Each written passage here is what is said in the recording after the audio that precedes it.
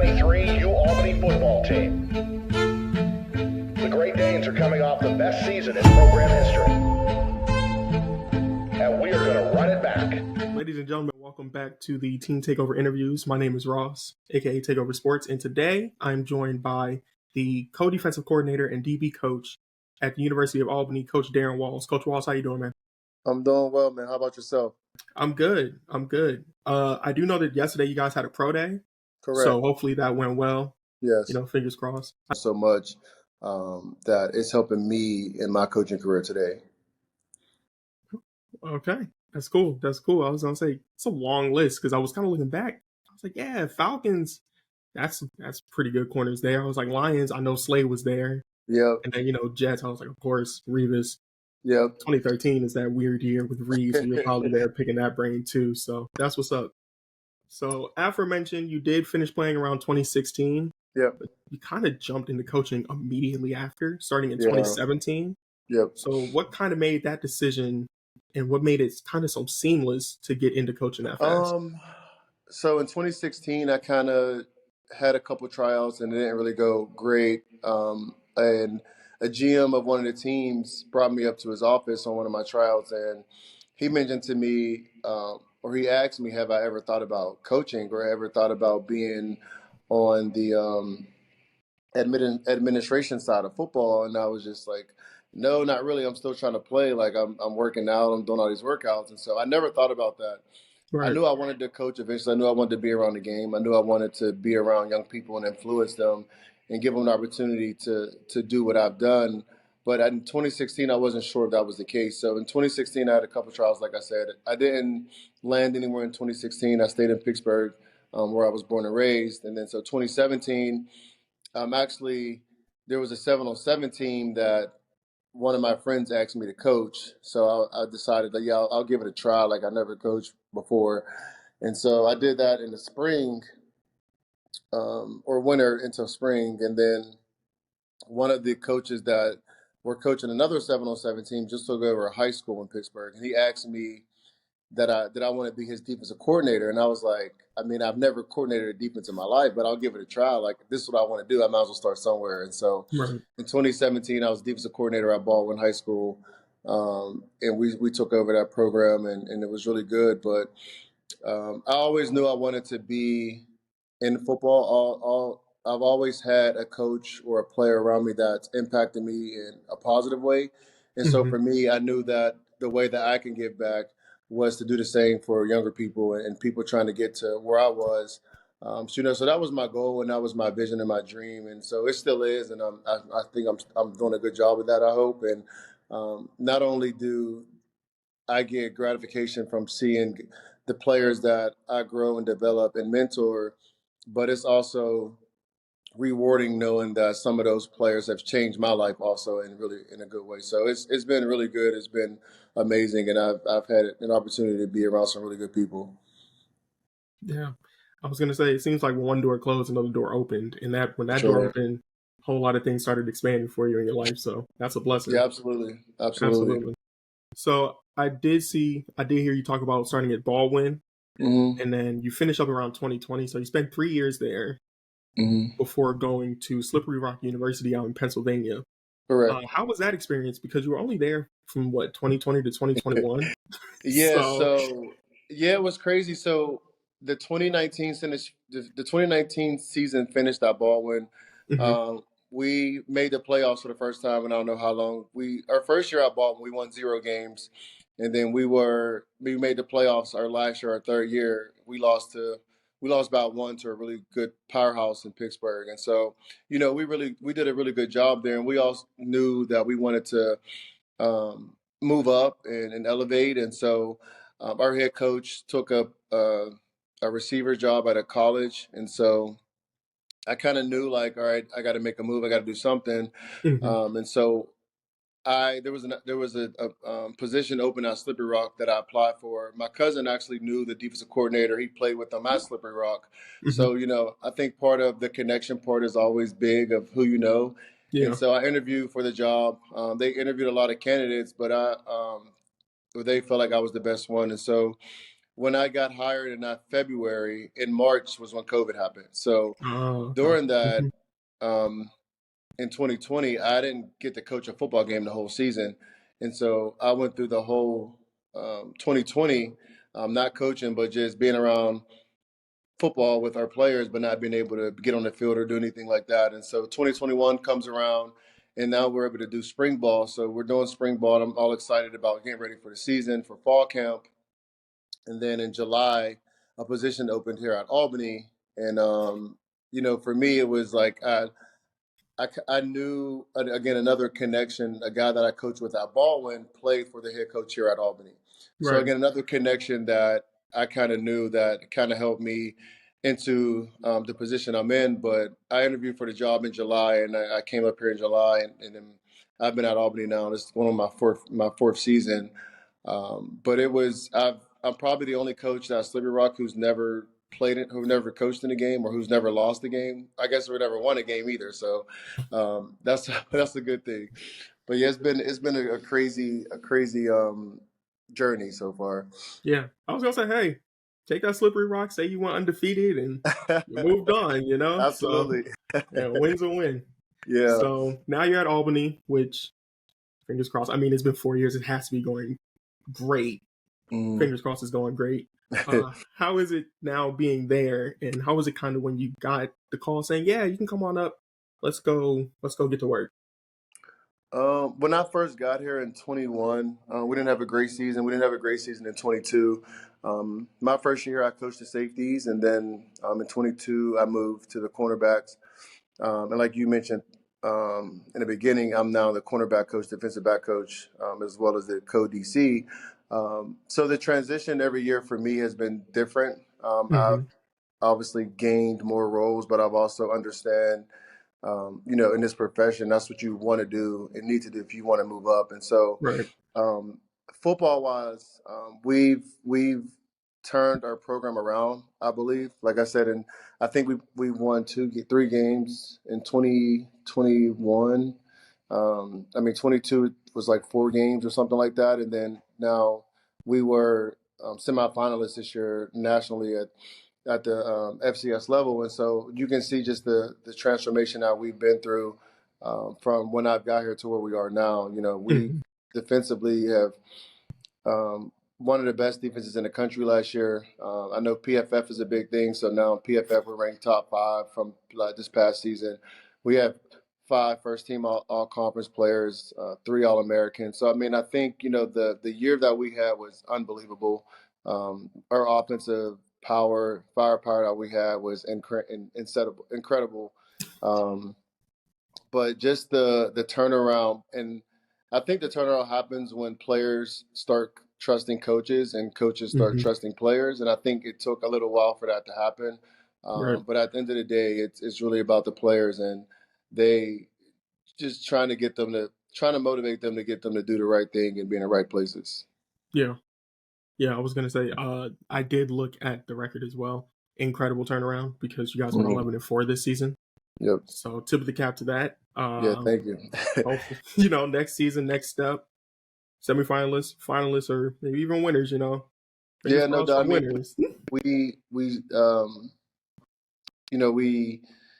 shared the conference with Villanova and Richmond. However, we beat both of those teams, so we claim that we're the undisputed champs of the CAA. So for us, that's another thing we want to do. We want to continue to be great in our conference, and then once we get out of conference and to the playoffs, hopefully we get there and being able to make noise like we did this past season. But again, this is a new team. It starts today. Actually, today's our first day of spring ball, so I'm super excited. Okay. But it's been really fun, and I'm really excited for the future. Yeah. Well, we caught up to where we are now, so I do want to shift gears a little bit and kind of talk about last season a little bit, just a little bit more in depth, because I did look. You guys went undefeated at home. Yes. Which, big accomplishment. Don't want to lose home games. Right. But the road, it was a little iffy on the road. So what were kind of the differences between those home games and the road games? What kind of shifted that to make it kind of different? What can you improve I think if you look at our schedule last year. In FCS, I mean, it's probably one of the toughest schedules. If you look at the teams we've played in home or away, we've probably traveled the most out of any team in the country. I mean, we traveled to Hawaii, we traveled to Marshall, we traveled to Maine. So we're traveling all around the country, and so we're playing some really good teams also. Right. But when you look at our first game against Fordham, I mean, we were home and it was a sellout, and the fans were crazy. The atmosphere was insane. And then you go on the road to Marshall, go to Hawaii, like those kind of take a toll on you. And also, I mean, if you look at, I mean, obviously they're FBS opponents, but we did a really good job against those teams. We lost to Marshall late. We lost to Hawaii late. So those couple losses, I mean, I think at this level, it's not expected. The FBS teams are supposed to win, but for us, we went into those games expecting to win because we thought we could. And, right. I thought our kids did a really good job being able to travel all those miles all the time, going back and forth to DC, back and forth, back-to-back weeks, or I guess Baltimore, Maryland, I should say. But our team was battle tested, and so I think when we finally got home, to be home and to rest a little bit, and to be around our fans and our culture, the kids fed off of that, and they took pride in winning at home. I think they understood that if we win at home, we got a shot. And I mean, we lost one CAA game against New Hampshire, and that was our only really loss away outside of our conference. So right. I thought our guys did a really good job with the amount of travel we had, with the amount of time of preparation. It was tough on them, but again, the resiliency that they showed over the year. And then our fourth loss came in the playoffs, which no, I mean that's the playoffs, so it is what it is. But yeah. I thought the way they handled the schedule was really, really good for our guys. Yeah. Now, to be fair, I'm from Baltimore, so I do understand that Baltimore to New York kind of travel. So yeah, to be able to kind of travel around like that and to fly around like Hawaii and things like that. Well, yeah, good. I mean, we travel. Mind you, we're upstate New York, so that's a little couple more hours. So upstate New York to Baltimore to play Morgan State. Then we play at home, and then the following week we go back to Baltimore to play Towson. So again, like that's brutal in itself. And then we got to travel a couple of weeks later to travel to Maine, which is, I mean, it's so the travel was nuts. But again, no one complained about it. We just went out and played. Yeah, round of applause for you guys. You still went over 500. So round of applause to that. Yeah, we're a little bit more than 500. Yeah.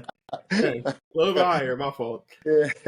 So, speaking about kind of that defense, you guys had 16 interceptions last year. Yeah. Which, it's pretty damn high. Excuse me, French. And then you guys held what? You guys held the running yards to 2.9 yards a carry, a little bit under 240 yards passing, 234 to be exact. What are kind of those steps for that defense that you think could elevate? And what are some things that you guys can kind of continue to really want to maintain? I think, when you look at our games last year, just kind of the stats kind of get misconstrued a little bit. But our rushing defense was the best rushing defense in the country. And so we put our hat on that. We put our hat on stopping the run. And so in this game, if you can stop the run, especially in the CAA, then you got a chance to win some games. And so defensively, when you can stop the run and you have really good guys in the back end who can cover, now you're doing some things. Right. And so we did a really good job with stopping the run with 4. And so, or our 6 guys in the box, or our front 4 defensive linemen. But we put our hat on that. So hopefully we can continue that this season, being able to take that into the fall of 24. But I think some things, for us that we can improve on is just being able to finish and close out games. Some of those yardage, the late yards, it is what it is. We're not going to put ourselves in bad situations at end of games just to give up a cheap touchdown or cheap big plays. So, for us, I think just being able to put our foot down at the end of the game in the fourth quarter when we're up and closing out games would be big for us. But yeah, the interceptions, the turnovers. I mean, we were number 1 in turnover ratio going into the playoffs. We're going into the semifinal game against Idaho. I'm sorry, against South Dakota State. And they had a couple more turnovers in that game than we did. So they ended up number 1 and we ended up number 2 overall. But I mean, we led the country in sacks. I believe we had like 50 sacks or something. So again, every major statistical category we were involved in. And that's the testament to our players. We have really good players, and they believed in our scheme and our system. And so when you have confidence mixed with good players, it can only bode well for you. Yeah, absolutely. Absolutely. Well, if you haven't noticed, I've been trying to zoom in a little bit more and focus in a little bit more. So started with the team, a little bit more zoomed into the defense. Now I kind of want to zoom into that DB room that you're working with. What was it? Last year you guys had, 10 upperclassmen? So probably. I was going to say, grad seniors, the regular seniors, and then the juniors. So who are some guys that you're kind of expecting to step up now that some of those guys have kind of left? To kind of take those shoes and take that mold over and kind of just be like, hey, this is my DB room now.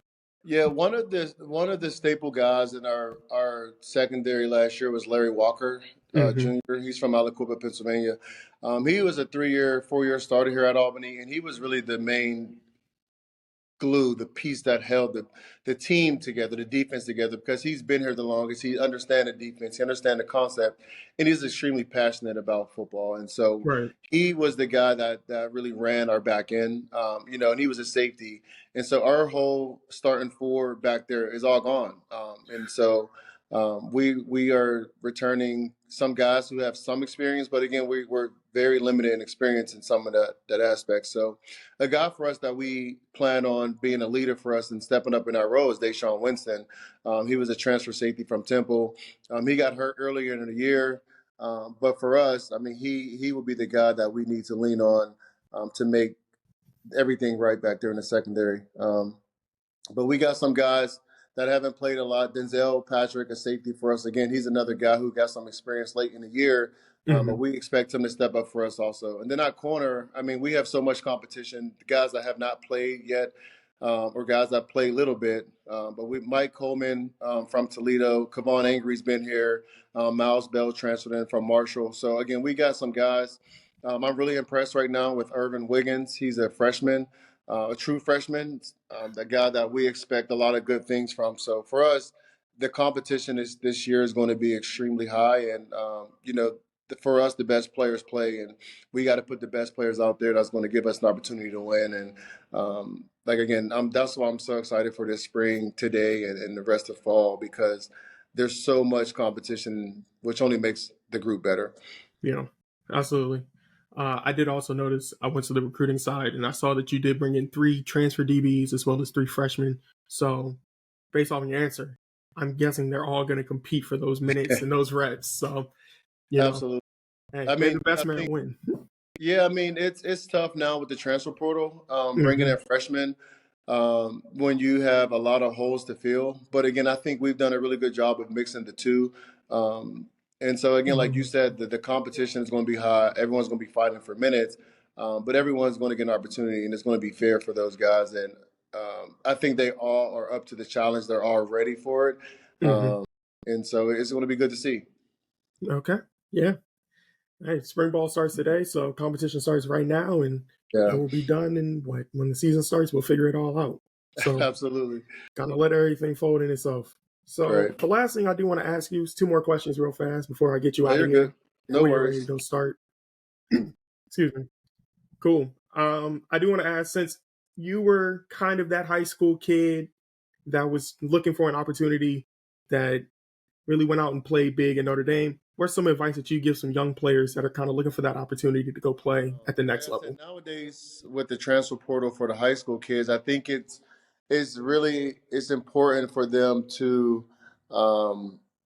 make a lot of plays. I mean, they have to make the plays that come to them and to make the plays that that are presented to them, because nowadays the transfer portal is so vital in filling holes for replacing people right now that a lot of the high school kids who should be playing at a higher level, they aren't, because the colleges are going after guys that they don't have to teach as much.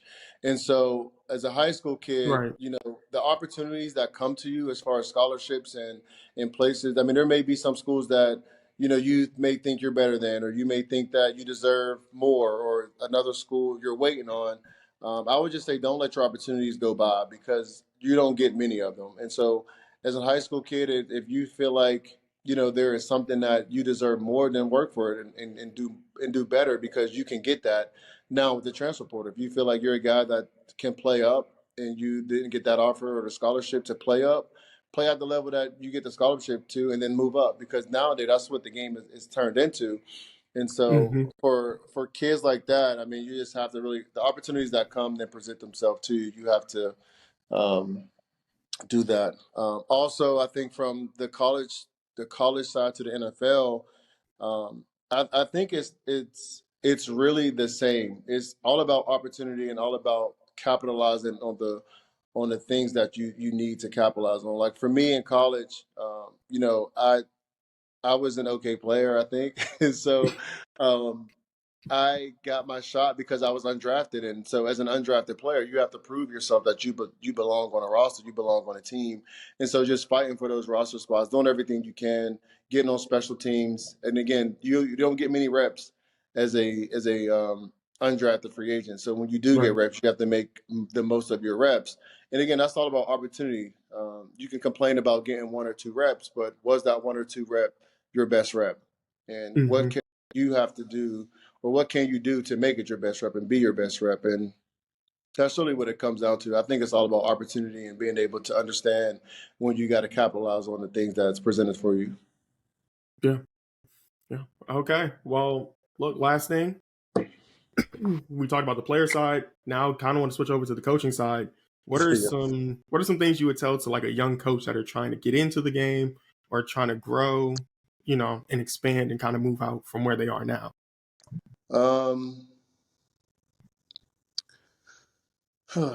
I would say if you really want to do this, you have to be willing and able to sacrifice whatever.